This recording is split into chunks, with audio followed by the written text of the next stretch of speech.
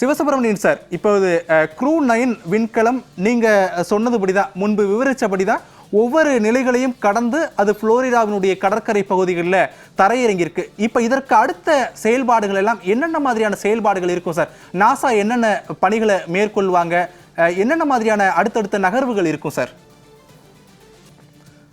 Sivasubramanian sir, நம்ம முன்பு பேசியது போல நீங்க சொன்ன அந்த நிலைகள் மாதிரிதான், முதல்ல 2 பேராஷூட், அப்புறம் 4 பேராஷூட் அப்படின்னு அடுத்தடுத்து விருந்து அந்த வேகம் குறைக்கப்பட்டு இப்போ புளோரிடாவில் இருக்கக்கூடிய அந்த கடற்கரை பகுதிகளில் அந்த க்ரூ 9 விண்கலம் தரையிறங்கி இருக்குது.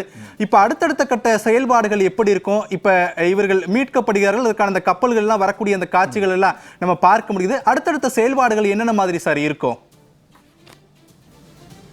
இது இம்மீடியட்டாக இவங்க அஸ்ட்ரோனாட் ஒவ்வொருத்தவங்களும் அந்த டோரை ஓப்பன் பண்ணி அவங்கள கொண்டு வர்றதுக்காண்டி ஏற்பாடு பண்ணுவாங்க.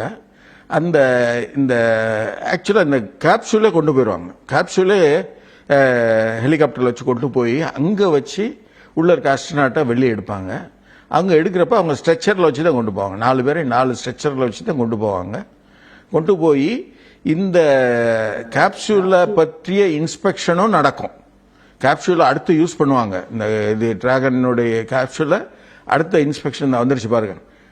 இப்போ இந்த கப்பல்கள் அந்த இதுக்கு கிட்ட வந்துருச்சு. கப்பல்கள் ரிட்ரீவ் பண்ணுறக்காண்டி வந்துருச்சு. இந்த கேப்சூலை இன்ஸ்பெக்ட் பண்ணுவாங்க. பிறகு இவங்கள எடுத்து பக்கத்தில் இருக்க நம்ம புளோரிடாவில் இருக்க ஒரு ஸ்பேஸ் சென்டர், ஹூஸ்டன் போக மாட்டாங்க, புளோரிடாவில் இருக்க ஸ்பேஸ் சென்டரில் போய் மெடிக்கல் எவாலுவேஷன் டீம் இவங்கள எவாலுவேட் பண்ண தொடங்குவாங்க. நான் சொன்னது போல் இந்த டிராகன் மாடுல் காற்றை கிழிச்சிட்டு வர்றப்போ உண்டான சூடுனால அங்கே இருக்க மெட்டல்லாம் நல்ல ஒரு பழுத்து போய் ஒரு கலர் மாதிரி இருக்கு, ஆக்சிடைஸ் ஆன மாதிரி, ஒரு கார்பனைஸ் ஆன மாதிரி இருக்கு. இதை வந்துட்டாங்க. இதை அவங்க இப்போ அதை சுற்றி அதனுடைய ஹீட் இன்னும் ஹீட் இருக்குன்னு நினச்சி அதை இன்னும் அது ஹீட்டை இது பண்ணி இப்போ கேப்சூல் மாடலில் எடுக்க போகிறாங்க. இது எடுத்து இது நான் சொன்னது போல் இவங்களுக்கு மெடிக்கல் எக்ஸாமினேஷன், அந்த அப்சர்வேஷன் டீம், அனாலிசிஸ் டீம் இம்மிடியட்டாக இவங்களுக்கு இன்னும் இது அட்டென்ஷன் கொடுப்பாங்க. இது கொடுத்த பிறகு இன்னும் ஒரு 1 hour கழிச்சு தான் இந்த பேராசூட் மூலமாகவே இருந்த பிறகு அவங்க 1 day பிறகு தான் அவங்க ப்ரெஸ்ஸை மீட் பண்ணுவாங்கன்னு சொல்லியிருக்காங்க. ப்ரெஸ்ஸை மீட் பண்ணுவாங்க. ப்ரெஸ்ஸை மீட் பண்ணி சொன்ன பிறகு திருப்பி they will be back to evaluation. இது ஒரு அருமையான காட்சி. இது வரைக்கும் நாசாவே இந்த காட்சியை நமக்கு கேப்சூல வர்ற இதை காமிக்கல நமக்கு. சிவசுப்ரமணியன் சார், நம்ம முன்பு பேசினப்ப நான் ஒரு கேள்வி உங்ககிட்ட கேட்டிருந்தேன். அமெரிக்காவா இருக்கட்டும், இந்தியாவா இருக்கட்டும், இது போன்ற விண்கலன்களை கடற்பகுதிகளில் தரையிறக்கிதான் அது சோதனையோ அல்லது அதனுடைய பணிகளையோ மேற்கொள்றாங்க. இப்ப நீங்க சொன்னது போல அதீத வெப்பத்தை கடந்து அது புவிவட்ட பாதைக்குள்ள நுழைந்து இப்ப தரையிறங்கி இருக்கிறதுனால அது பழுப்பு நிறத்தில் அதனுடைய நிறம் மாறி இருக்கிறதையும் நம்ம திரையில காட்சிகளில் பார்க்க முடிகிறது.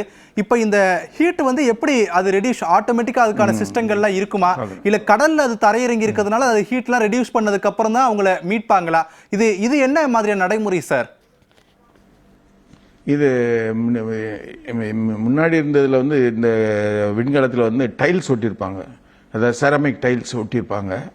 அது கூட அதை காம்போசிட் ஸ்ட்ரக்சரை மாதிரி 2 லேயர் 3 லேயராக மெட்டல் இருக்கும். அதனால உள்ளே இருக்கவங்களுக்கு டெம்பரேச்சர் 30 டிகிரிக்கு மேலே போகாது. வெளியில் 1800 டிகிரி சென்டிகிரேட் வந்தாலும் உள்ளே இருக்கப்போ 30 டிகிரிக்கு மேலே போகாது டெம்பரேச்சர். இந்த டெம்பரேச்சர் குறையிறதுக்கு இது வந்த வேகத்தில் இது குறையிற சமயத்தில் இது கொஞ்சம் டெம்பரேச்சர், அதாவது ஹீட் டிரான்ஸ்ஃபர் ஆகிறது நம்ம கடலில் இருந்துச்சுன்னா பெட்டர் நம்ம நினைக்கிறோம். ஆனால் அது மட்டும் இல்லை, இவங்க கடலில் இல்லாமல் நம்ம பாலைவனத்தில் இறக்குறாங்கல்ல, ரஷ்யாக்காரங்க பாலைவனத்தில் இறக்குறாங்க. ஒருத்தவங்க இந்த சூழ்நிலையில் சாஃப்ட் லேண்டிங் ஆகிக்கிறது.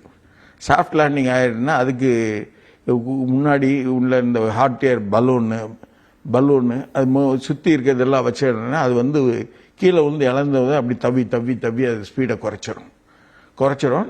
நீங்கள் சொன்னபடி நான் சொன்னபடி அந்த டெம்பரேச்சரை குறைக்கிறத ரொம்ப முக்கியமான வேலை. அந்த டெம்பரேச்சரை குறைக்கிறதுக்கு இங்கே வந்து கூலண்ட்டு இந்த டிராகனுக்குள்ள ஒரு ரெஃப்ரிஜரண்ட் யூனிட் இருக்கு.